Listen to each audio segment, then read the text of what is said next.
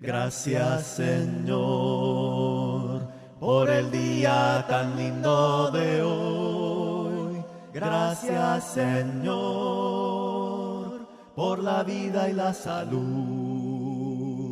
Gracias, Señor,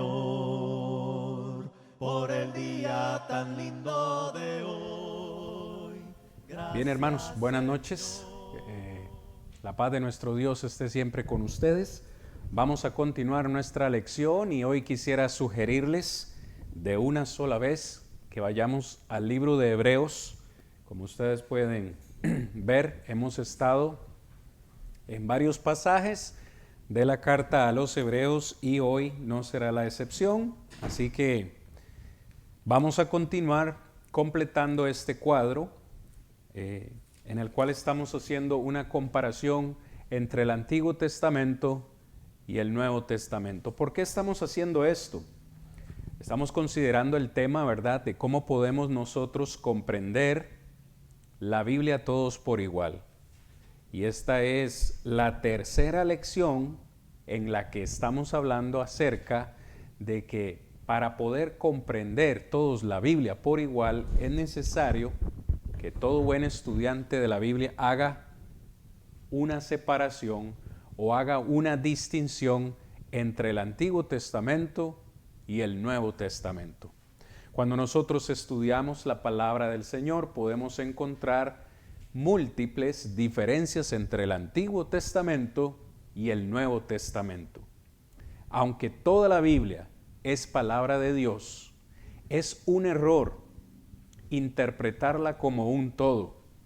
Así que este es un pequeño repaso de lo que hemos estado viendo y vamos a iniciar donde quedamos la semana anterior. Esta fue la diapositiva que estuvimos considerando, la última que consideramos la semana pasada, donde estuvimos hablando acerca de el sacerdocio.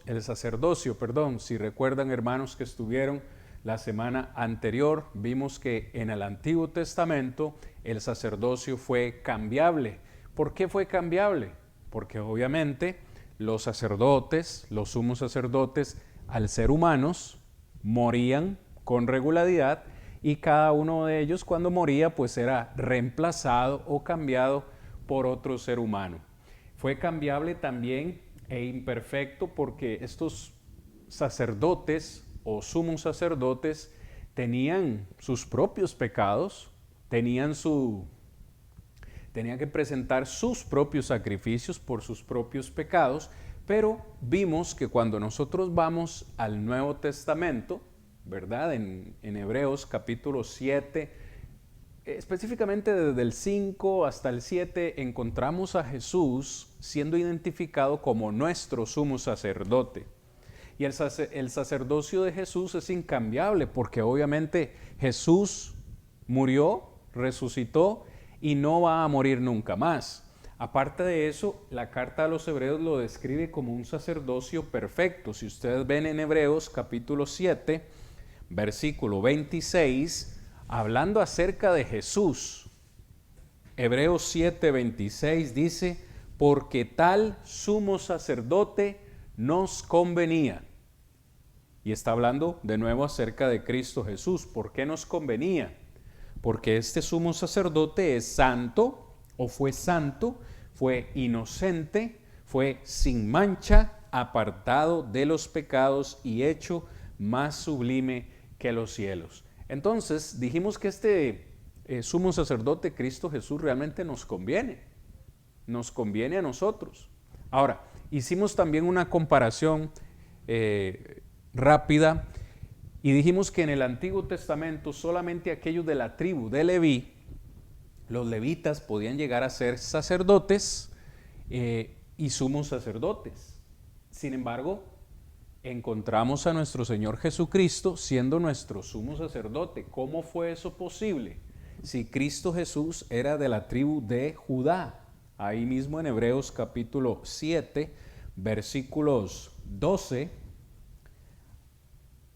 hasta el versículo 15, dice, porque cambiado el sacerdocio, necesario es que haya también un cambio de ley.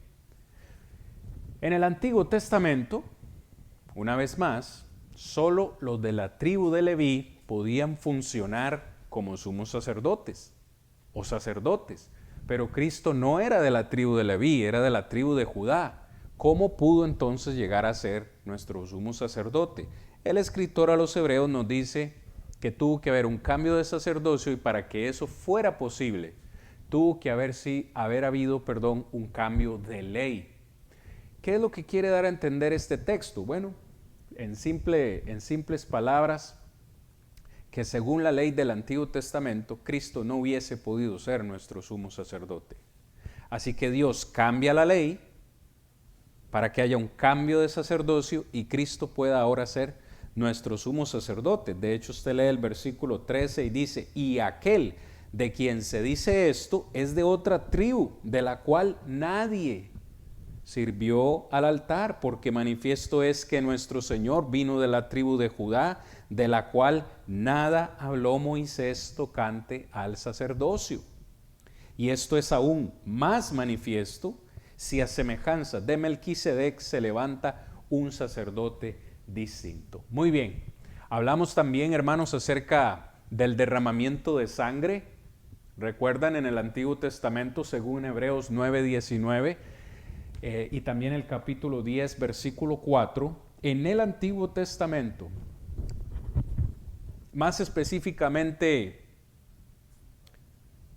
dicho más específicamente, el primer pacto, ¿cómo se estableció? ¿Cómo quedó establecido ese primer pacto? El escritor a los Hebreos nos dice en el capítulo 9, verso 19, que fue por medio del derramamiento de sangre de animales. Por favor, siga ese detalle con cuidado. Verso 19, Hebreos 9, 19. Porque habiendo anunciado Moisés todos los mandamientos de la ley a todo el pueblo, tomó la sangre de los becerros y de los machos cabríos con agua, lana escarlata e hisopo y roció el mismo libro y también a todo el pueblo, diciendo, esta es la sangre del pacto que Dios os ha mandado. Es decir, cuando Moisés trajo la ley, las tablas de la ley, las presentó al pueblo, hubo un sacrificio, hubo derramamiento de sangre de animales. Y literalmente dice el texto que Moisés mojó o roció, para usar esta palabra, roció con la sangre al pueblo. Y de esa forma el pacto quedó establecido con el derramamiento de la sangre de animales. Pero ¿qué sucede en el Nuevo Testamento? ¿Cómo quedó sellado el nuevo pacto que Dios ha hecho con la humanidad? ¿Qué dice Hebreos 9:14? ¿Cuánto más la sangre de Cristo, el cual mediante el Espíritu Eterno se ofreció a sí mismo sin mancha, limpiará vuestras conciencias de obras muertas para que sirváis al Dios vivo? Cuando usted lee también Primera de Pedro, capítulo 1, verso 19, Pedro yo creo que es un poco más específico. Primera de Pedro 1, verso 18 y 19, sabiendo que fuisteis rescatados de vuestra vana manera de vivir, la cual recibisteis de vuestros padres, no con cosas corruptibles como oro y plata. Fuimos rescatados, dice el verso 19, con la sangre preciosa de Cristo, como de un cordero sin mancha y sin contaminación. En esa última cena de nuestro Señor con sus discípulos, cuando tomó la copa, ¿qué dijo? Esta es la copa del nuevo pacto. Su sangre. Hubo derramamiento de sangre para que se estableciese el nuevo pacto. Claro que sí. Pero ¿qué es más valioso? ¿La sangre de animales o la sangre preciosa, inocente del Cordero de Dios? Creo que hoy todos podemos responder a esa pregunta con una afirmación clara y contundente. Es mejor la sangre de Cristo. Ahora, en el Antiguo Testamento, continuamente, yo quiero que alguien me lea Hebreos 10:11. Continuamente se tenían que hacer estos sacrificios y ofrendas. Hebreos 10, versículo 11. ¿Alguien quisiese leerlo, por favor? Y ciertamente todo sacerdote está fiel a su vida, buscando y ofreciendo muchas veces los mismos sacrificios que nunca puedan quitar los pecados. Amén, gracias, hermana Frank. Vea lo que dice el escritor a los hebreos. Estos sacrificios eran continuos. Día tras día, el pueblo de Israel debía traer sus animales, sus ofrendas, los presentaban al sumo sacerdote. El sumo sacerdote hacía todo ese sacrificio. Pero ¿qué es lo más triste de ese versículo? Dice que ni siquiera esos sacrificios podían quitar los pecados del pueblo. Pero cuando usted lee el versículo 12, encontramos ahora algo diferente en el Nuevo Testamento. Dice el verso 12, pero Cristo, habiendo ofrecido una vez y para siempre un solo sacrificio por los pecados, se ha sentado a la diestra de Dios. Entonces tenemos una clara diferencia acá. En el Antiguo Testamento, en la antigua ley, se tenían que practicar muchos sacrificios cada día. Pero Cristo Jesús lo hizo una sola vez y para siempre. Y con su sangre ha perdonado a toda la humanidad. No es necesario que Cristo constantemente esté presentando sacrificios una y otra vez. Hebreos 9:28 dice, así también Cristo fue ofrecido una sola vez para llevar los pecados de muchos y aparecerá por segunda vez sin relación con el pecado para salvar a los que le esperan. Así que esta diapositiva, hermanos, fue donde quedamos la semana pasada. Me ha parecido importante y necesario hacer este repaso para que traigamos a nuestra mente un refresco de lo que estamos hablando.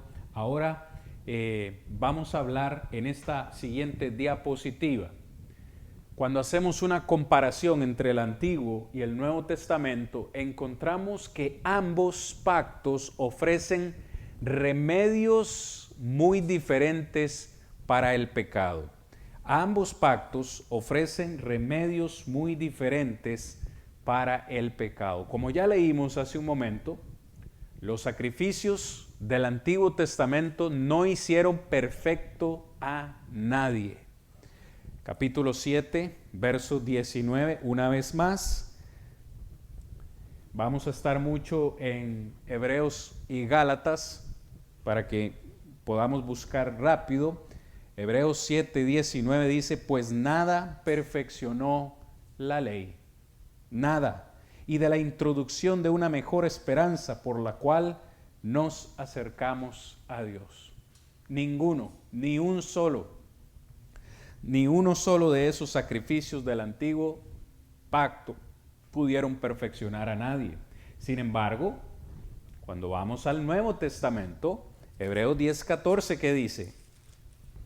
Hebreos 10:14.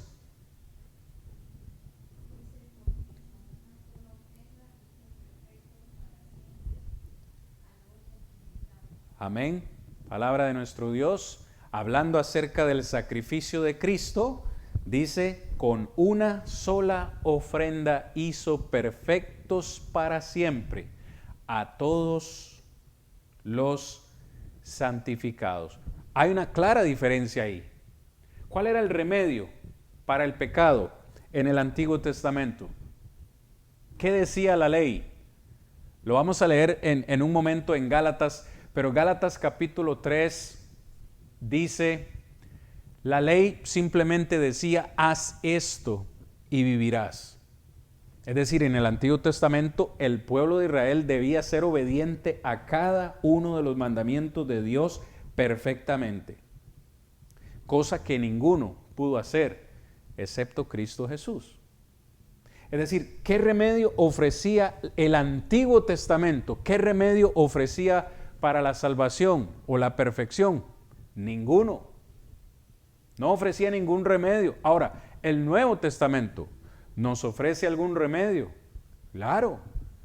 Claro que sí, nos ofrece la sangre preciosa de nuestro Señor y Salvador Jesucristo, que cuando obedecemos a su plan, nos hace perfectos, dice, para siempre. En el Antiguo Testamento, estos sacrificios lo que hacían era purgar la carne, mas no la conciencia. Veámoslo acá en Hebreos capítulo 9, verso 9, una vez más. Vea lo que hacían estos sacrificios en el Antiguo Testamento.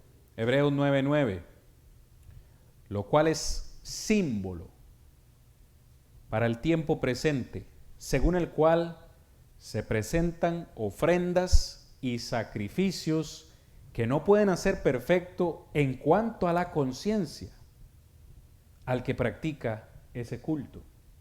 Verso 13, porque si la sangre de los toros y de los machos cabríos y de las cenizas de la becerra, rociadas a los inmundos, santifican para la purificación de la carne, verso 14 dice, cuanto más la sangre de Cristo purificará nuestras almas. Entonces, esos sacrificios que se practicaban en la antigüedad, ¿realmente qué purificaban? Cuando usted lee estos dos textos que acabamos de leer, se nos dice que purificaba la carne, mas no la conciencia. Usted lo puede ver ahí en el versículo 13. Esos sacrificios santificaban en cierta forma para la purificación de la carne, literalmente para limpiarse ellos, porque es bien sabido que ellos por muchas situaciones eran inmundos. Se dice que la mujer con flujo de sangre era inmunda, no podía estar en lugares públicos. El hombre con flujo de semen no podía. Aquellos que tocaban un muerto eran inmundos durante todo el día. O sea, ellos físicamente eran contaminados y padecían inmundicia. Entonces, parte de esos sacrificios purificaban su carne, pero nunca la conciencia, nunca lo interno. Ahora, cuando vamos al Nuevo Testamento, ¿encontramos alguna diferencia? Sí, ahí mismo, hermanos, versículo 14. Si los sacrificios del Antiguo Testamento purificaban la carne, ¿qué hacen los sacrificios o el sacrificio, de Cristo en el Nuevo Testamento? Cuánto más la sangre de Cristo, el cual mediante el Espíritu Eterno se ofreció a sí mismo sin mancha a Dios, limpiará vuestras conciencias de obras muertas para que sirváis al Dios vivo.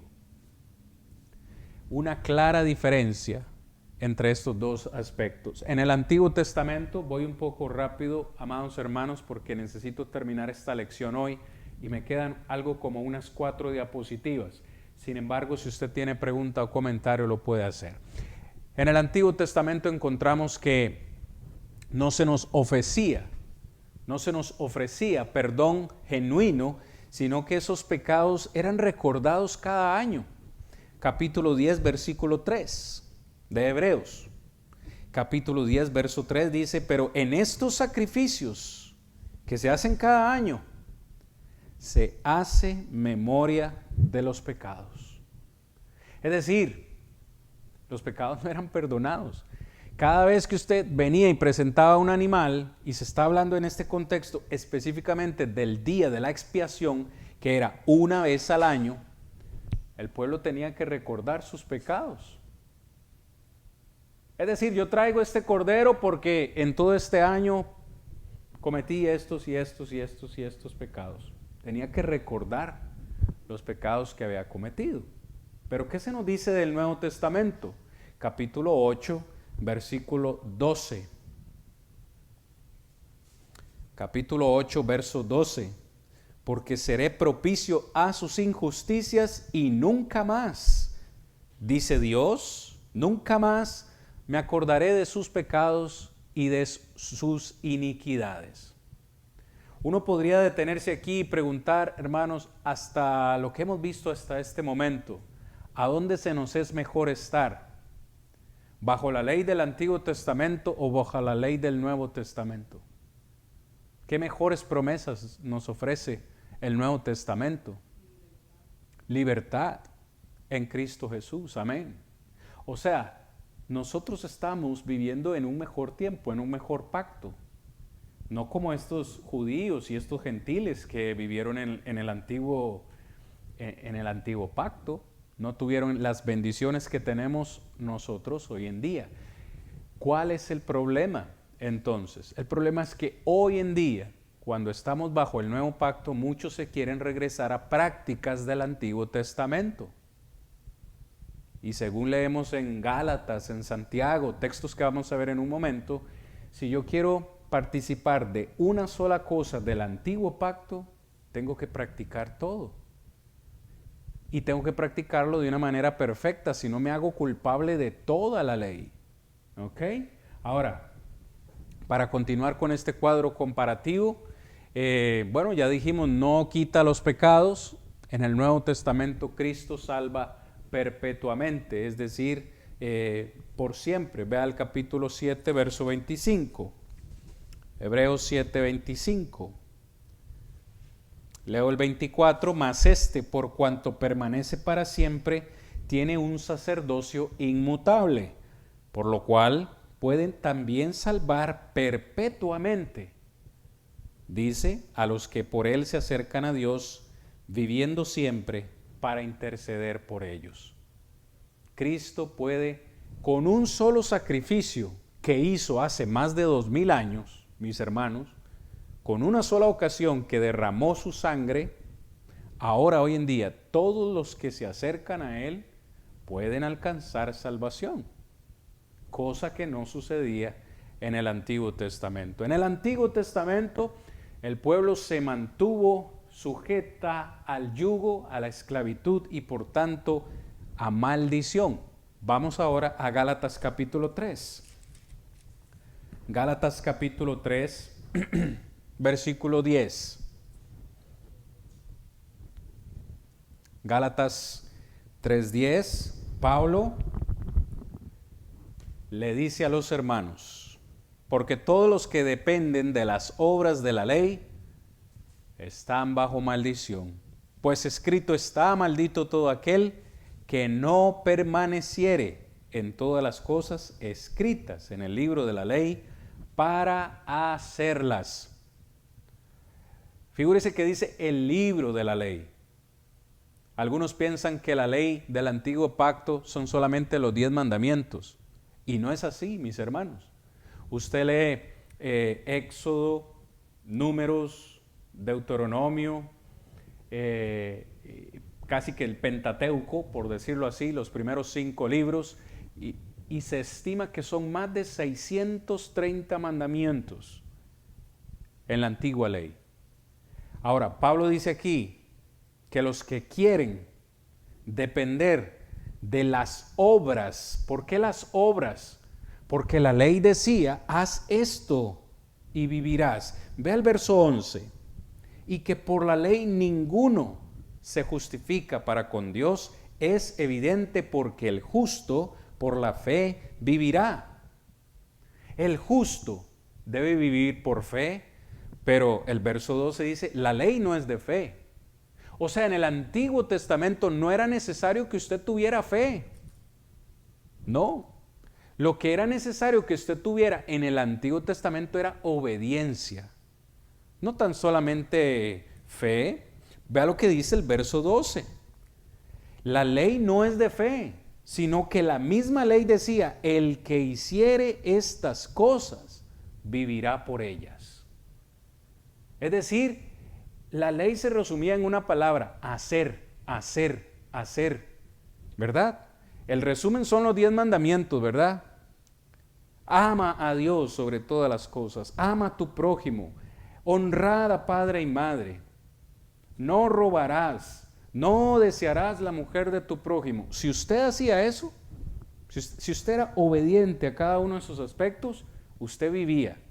O sea, tenía oportunidad de estar bien delante de Dios, pero es que nadie lo pudo hacer. Por eso Pablo es que dice en el verso 10 que todos los que quieren depender de las obras de la ley están bajo maldición, porque no podríamos sencillamente obedecer cada uno de esos 630 mandamientos. Solamente Cristo pudo obedecerlos. Ve al verso 13. Cristo nos redimió de la maldición de la ley, hecho por nosotros maldición, porque está escrito: maldito todo el que es colgado en un madero. Pero Cristo lo hizo, verso 14, para que en Cristo Jesús la bendición de Abraham alcanzase a los gentiles. Por cierto, en el grupo de los gentiles vamos incluidos nosotros, a fin de que por la fe los gentiles también pudiésemos recibir la promesa del Espíritu. Cuando usted lee estos textos, entonces se da en cuenta que realmente la gente del tiempo antiguo estuvo bajo maldición, estuvo bajo un yugo de esclavitud. El capítulo 5, versículo 1 de Gálatas, ¿qué dice? Estad pues firmes en la libertad con que Cristo nos hizo libres, y no estéis otra vez sujetos al yugo de esclavitud. En una oportunidad vamos a tener la dicha de estudiar Gálatas. Ya ese estudio está preparado, está esperando en la lista, pero prácticamente Pablo, cuando le escribe a los Gálatas, es para defender la libertad que tenemos en Cristo Jesús, porque estos Gálatas querían regresar a las prácticas del Antiguo Testamento, y Cristo les dice: ustedes, teniendo la libertad ahora en Cristo, se quieren regresar a esclavitud.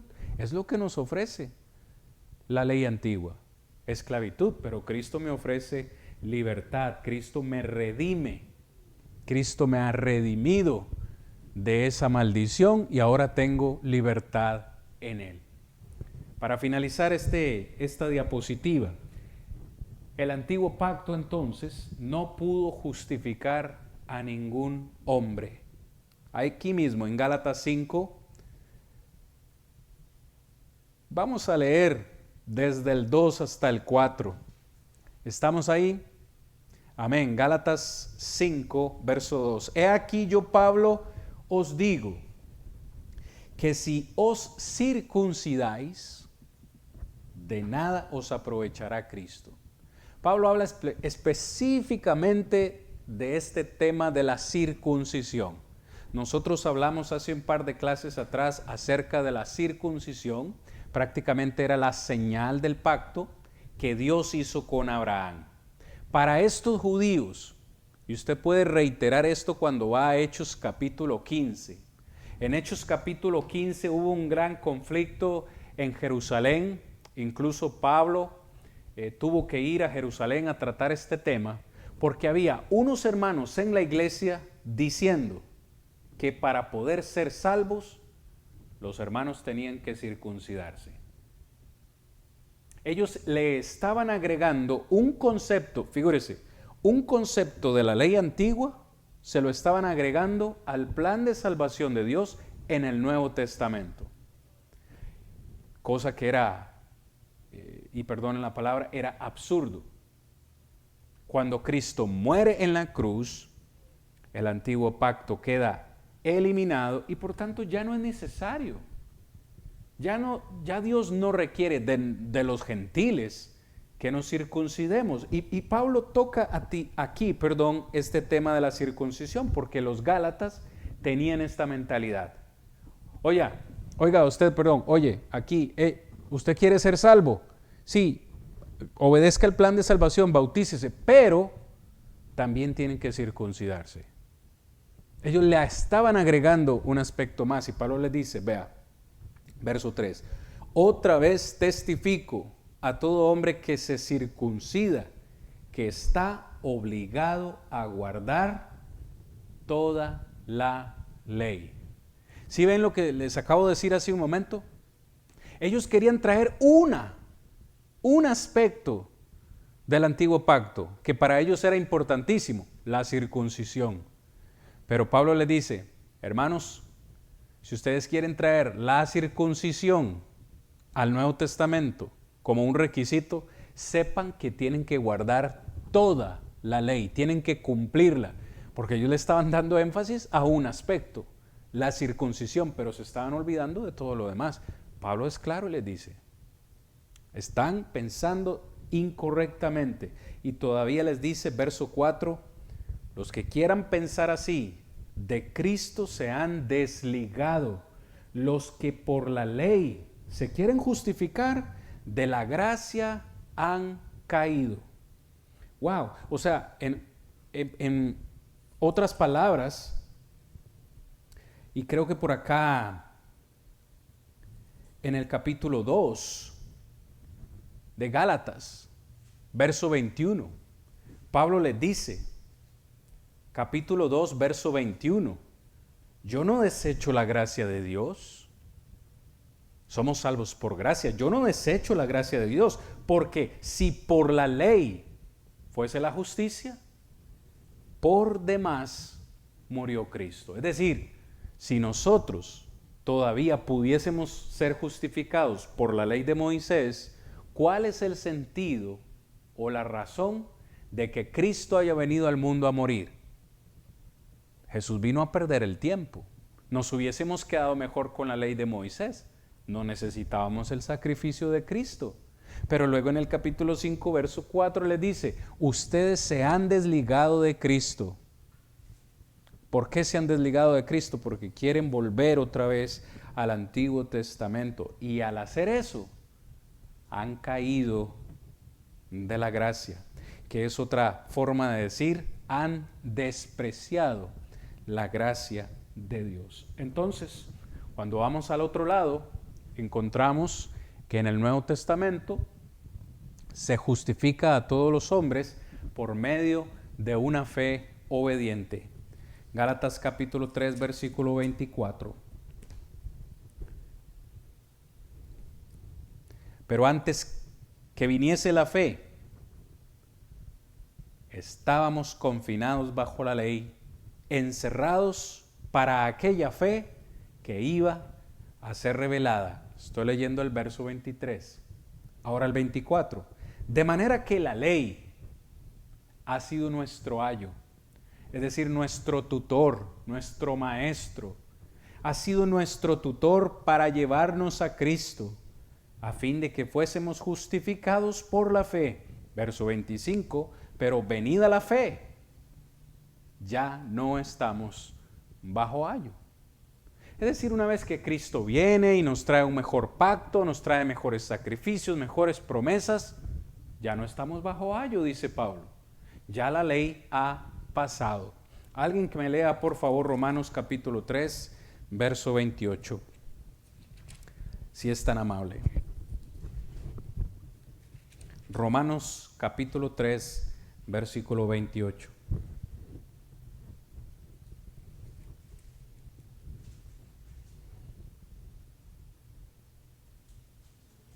Por favor. 3:28.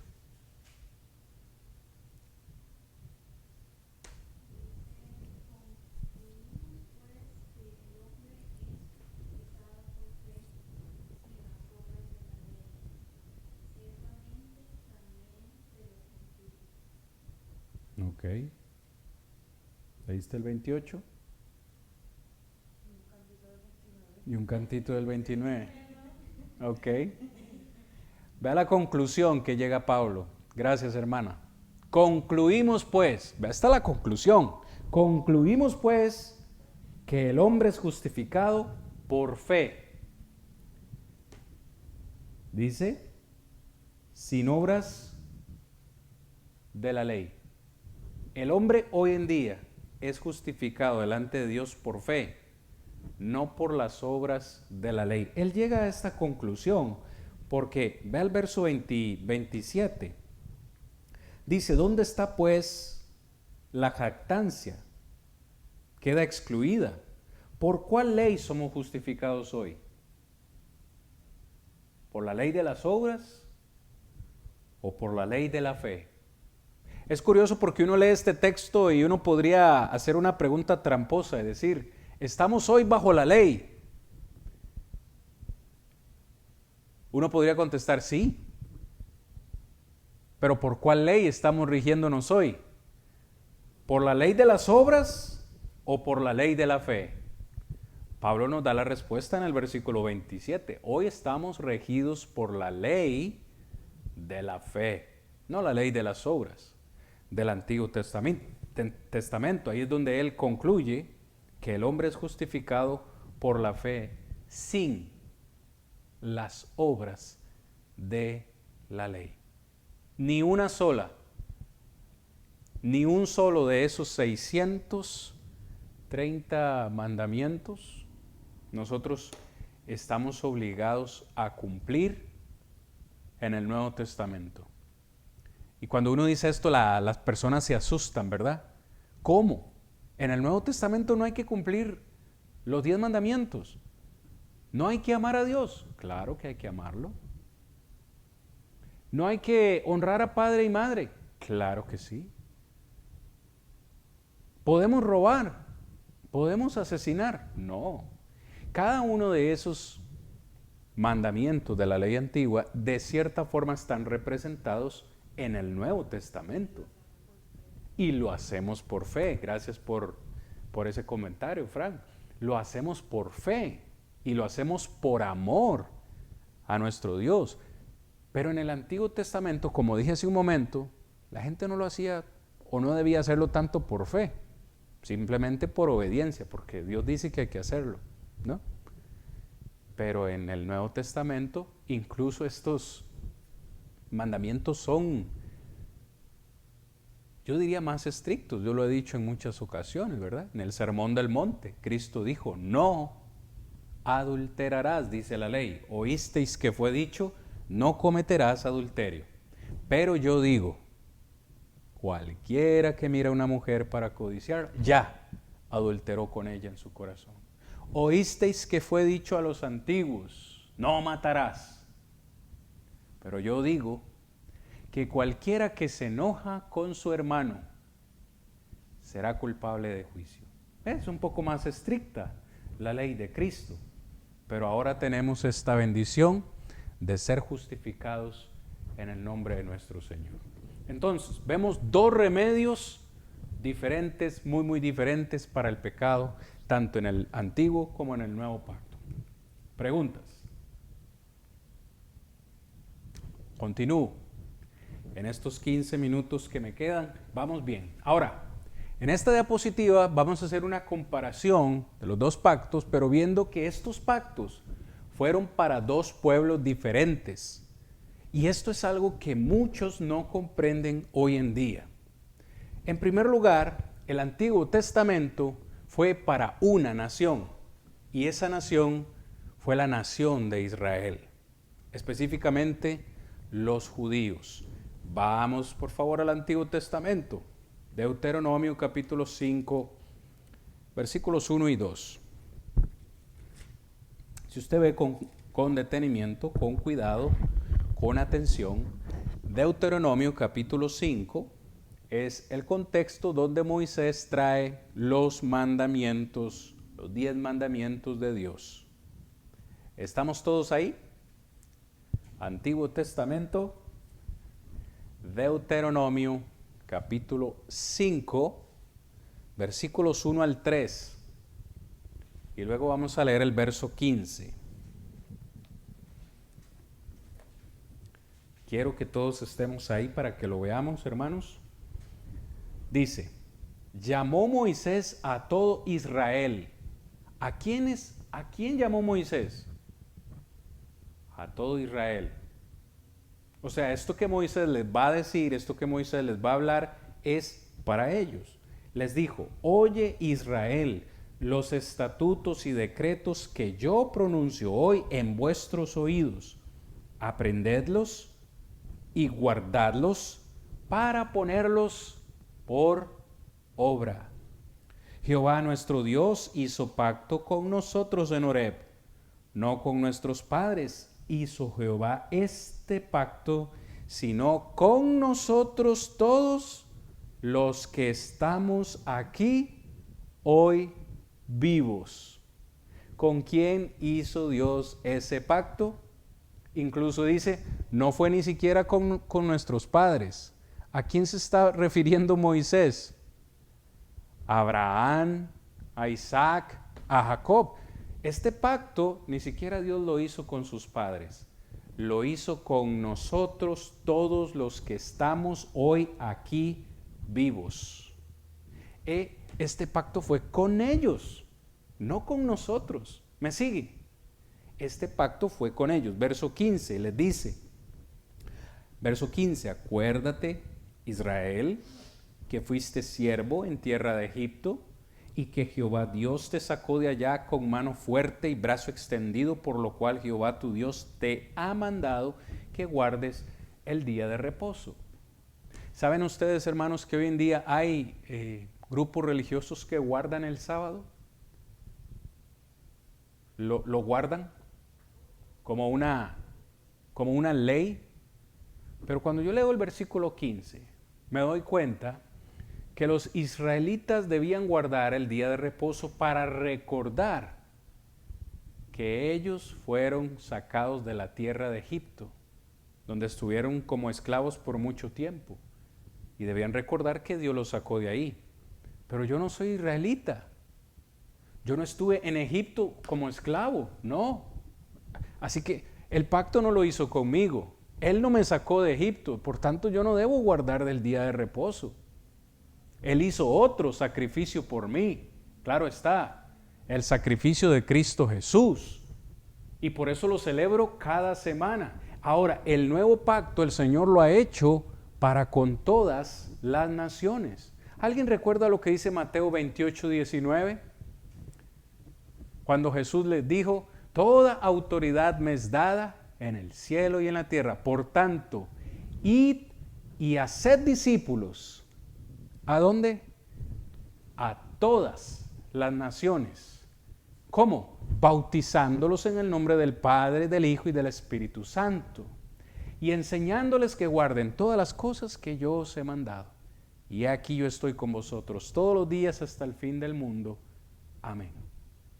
En Marcos capítulo 16, verso 15, Jesús dice, id y predicad el Evangelio a toda criatura. Entonces, el nuevo pacto, Dios quiere hacerlo con todas las naciones, no solamente con los judíos. ¿Me sigue? Ahora, este antiguo pacto, para que usted pudiera pertenecer o ser parte de este pacto, usted lo único que necesitaba hacer era nacer en Israel, nacer como judío. ¿Qué dice Juan 8? Voy apretando un poquito, hermanos, el acelerador. Juan 8, verso 39.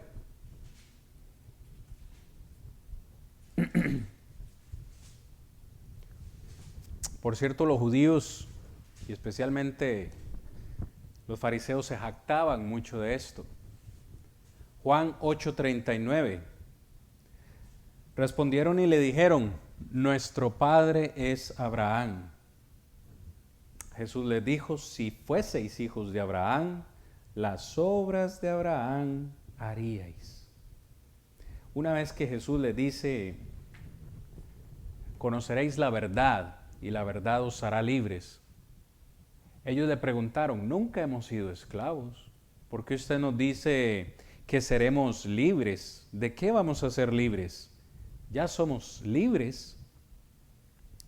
Y en ese contexto, Jesús les dice en el verso 36, así que el Hijo del Hombre os libertará y así seréis verdaderamente libres.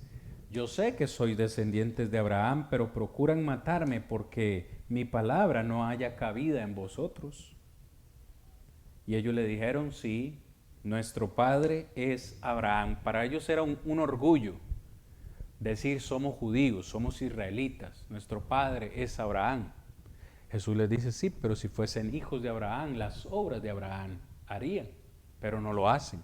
Entonces, para pertenecer a este pacto simplemente era necesario nacer en Israel, ser nacido ahí.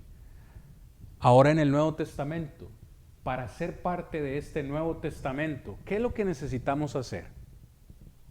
también necesitamos nacer de nuevo. En Juan capítulo 3, cuando Jesús tiene la conversación con Nicodemo, le dice: Nicodemo, es necesario nacer de nuevo. Si no nacemos del agua y del Espíritu, no podemos entrar en el reino de Dios. Así que nosotros los gentiles, también, si queremos estar dentro del pacto de Dios, el Nuevo Testamento, debemos nacer de nuevo, es decir, debemos ser bautizados para pertenecer a este pueblo de Dios. En Romanos capítulo 9, versículos 3 al 5, encontramos que este pacto fue para israelitas carnales. ¿Quiere leerlo conmigo, por favor? Romanos capítulo 9, versículos 3 al 5. Romanos 9, 3 dice: porque deseara yo mismo ser anatema, dice Pablo, deseara estar separado de Cristo por amor a mis hermanos, a los que son parientes según la carne. Y se está refiriendo a los judíos. Aquellos que son israelitas, verso 4, de los cuales son la adopción, la gloria, el pacto, la promulgación de la ley, el culto y las promesas, de quienes son los patriarcas y de los cuales, según la carne, vino Cristo, del cual o el cual es Dios sobre todas las cosas, bendito por los siglos. Amén. Pero cuando usted va al Nuevo Testamento, el Nuevo Testamento es para israelitas espirituales. Leamos estos 3 versículos en Gálatas. El primero es el capítulo 3, verso 9. Gálatas 3, verso 9. Dice: de modo que los de la fe son bendecidos en el creyente Abraham. Gálatas 3, 29. Y si vosotros sois de Cristo, ciertamente linaje de Abraham sois y herederos según la promesa. Espiritualmente hablando, nosotros somos descendientes de Abraham. Capítulo 6, verso 16 dice: y todos los que anden conforme a esta regla, paz y misericordia sea a ellos y al Israel de Dios. Muy bien, en este antiguo pacto, los gentiles estuvieron sin esperanza. Los gentiles que vivieron en el tiempo del antiguo pacto estaban sin esperanza, porque ¿con quién hizo Dios el pacto del Antiguo Testamento? ¿Con quién hizo Dios el pacto? Con los judíos, con el pueblo de Israel, lo vimos hace un momento. Los gentiles no tenían participación en ese pacto. El pacto y las bendiciones eran para el pueblo de Israel. Pero ¿qué pasa en el Nuevo Testamento? Colosenses capítulo 1, verso 5, ¿qué dice? Sé que es mucho material, hermanos, pero realmente es importante conocer todas estas diferencias. Colosenses 1, 3 al 5. Siempre orando por vosotros, damos gracias a Dios, Padre de nuestro Señor Jesucristo, habiendo oído de vuestra fe en Cristo Jesús y del amor que tenéis a todos los santos. Verso 5. A causa de la esperanza que os está guardada en los cielos, de la cual ya habéis oído por la palabra verdadera del Evangelio. Pablo le escribe a estos gentiles en la región de Colosa y les dice que ahora tienen esperanza y que esa esperanza está guardada en los cielos y que esa esperanza la obtuvieron ¿por medio de qué? De haber escuchado la palabra verdadera del Evangelio. Si alguien hoy en día quiere tener esperanza, verdadera esperanza, necesita escuchar el mensaje del Evangelio. ¿Usted quiere más información de la esperanza? Síganos todos los lunes a las 6 de la tarde, donde ya solo hablamos de esperanza y de esperanza y de esperanza. Muy bien, vamos terminando, hermanos, esta lección. Siguiente diapositiva. Ambos pactos tenían propósitos diferentes. ¿Cuál fue el propósito del Antiguo Testamento? Digo, si solo daba maldición y no podía hacer salvos a nadie, no podía justificar a nadie, ¿para qué servía el Antiguo Testamento? ¿Para qué servía? Gálatas 3, versículo 19, nos da la respuesta. Gálatas 3, versículo 19. Vea cómo Pablo pregunta. Entonces, ¿para qué sirve la ley? Como acabo de preguntar, ¿para qué sirvió?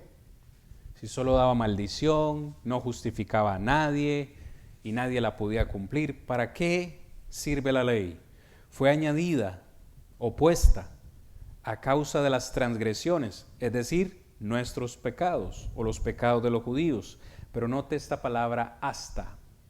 ¿Hasta cuándo cumpliría ese propósito? Dice, hasta que viniese la simiente a quien fue hecha la promesa y fue ordenada por medio de ángeles en manos de un mediador. ¿Quién es la simiente? ¿Quién dijo Cristo? Verso 16. Ahora bien, a Abraham fueron hechas las promesas y a su simiente. No dice y a las simientes como si hablase de muchos, sino de uno, y a tu simiente, la cual es Cristo. O sea que una vez que Cristo ha venido al mundo, la ley ha terminado. Dice, esa palabra es clave, hasta que viniese la simiente a quien fue hecha la promesa. El Nuevo Testamento nos habla acerca de la ley del Espíritu de vida dado para quitar los pecados. La ley entonces fue para preparar al hombre y su encuentro con Cristo. Para eso fue la ley. No para darnos salvación, ya vimos que no pudo, no para darnos perfección ni justificación, no, fue para llevarnos a Cristo. Versículo 24, una vez más, ya lo leímos. De manera que la ley ha sido nuestro ayo para llevarnos a Cristo, a fin de que fuésemos justificados por la fe. Pero venida la fe, ya no estamos bajo ayo. Versículo 25. ¿Alguna pregunta? Hasta acá yo creo que este cuadro comparativo está bastante entendible. Esta es la última diapositiva, hermanos. Les robo 5 minutitos más. Y recuerden, si no han podido tomar todas las notas por completo, les hacemos llegar la presentación. Para finalizar, estos pactos ambos tienen duraciones diferentes. Ya vimos que el antiguo pacto, según 2 Corintios 3:11, dice Pablo, está pereciendo. Pablo le llama o se refiere a él como el velo sobre el corazón. Vemos que ese pacto se hizo obsoleto para desaparecer, según Hebreos capítulo 8, versículo 13. Fue quitado lo primero, Hebreos 10:9. Así que este pacto fue temporal. El primer pacto no se diseñó pensando que fuese permanente, sino temporal. Gálatas 3:19 dice, hasta que Cristo viniese. Y fue abolido en la cruz. Colosenses 2:14. Este sí que lo quiero leer con todos ustedes. Colosenses capítulo 2, versículo 14. Voy a leer desde el 13, Colosenses 2:13, viene hablando de Cristo Jesús y dice, y a vosotros estando muertos en pecados y en la incircuncisión de vuestra carne, os dio vida juntamente con él, perdonándoos todos los pecados. ¿Cómo? Anulando, versículo 14, anulando el acta de los decretos que había contra nosotros, que nos era contraria, quitándola de en medio y clavándola en la cruz. Esta acta de los decretos, como Pablo la llama, es ni más ni menos que la antigua ley. Dice que Cristo la clavó en la cruz y la quitó de en medio. Cuando muere en la cruz, el Antiguo Testamento queda eliminado. El nuevo pacto permanece hasta nuestros días. Es un pacto que fue establecido para quitar el primero. Es un pacto que continúa eternamente hasta que Cristo venga. Recuerde que nosotros estamos en la era cristiana. ¿Cuándo va a terminar la era cristiana? Cuando nuestro Señor Jesucristo venga por segunda vez para llevarnos a la eternidad. Por eso habla de un pacto eterno, donde finalmente cuando nos lleve a la eternidad moraremos con el Salvador. Y eso es todo lo que tengo para ustedes, hermanos, en esta noche. Es muy importante, entonces, que cuando una persona, cuando un estudiante de la Biblia se acerque para estudiarla, comprenda o pueda hacer esta diferenciación. Cuando usted está leyendo, lo primero que debe preguntarse es ¿dónde estoy? Es decir, si estoy leyendo en los Salmos, si estoy leyendo Jeremías, Isaías, debo comprender en qué pacto estoy. ¿Para quién escribió Isaías? Ciertamente Isaías no escribió para nosotros.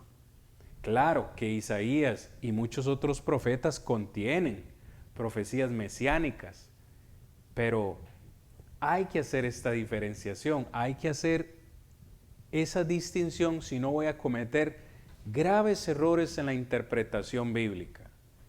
Es decir, para citar tan solo algo de lo que vimos esta noche, si el Antiguo Testamento vemos que Dios le dice a Abraham que debía circuncidar a todo varón a los 8 días de nacido, ¿será que ese mandamiento es para mí? Claramente no. Fue una señal del primer pacto para con Israel. Eso no aplica para mí.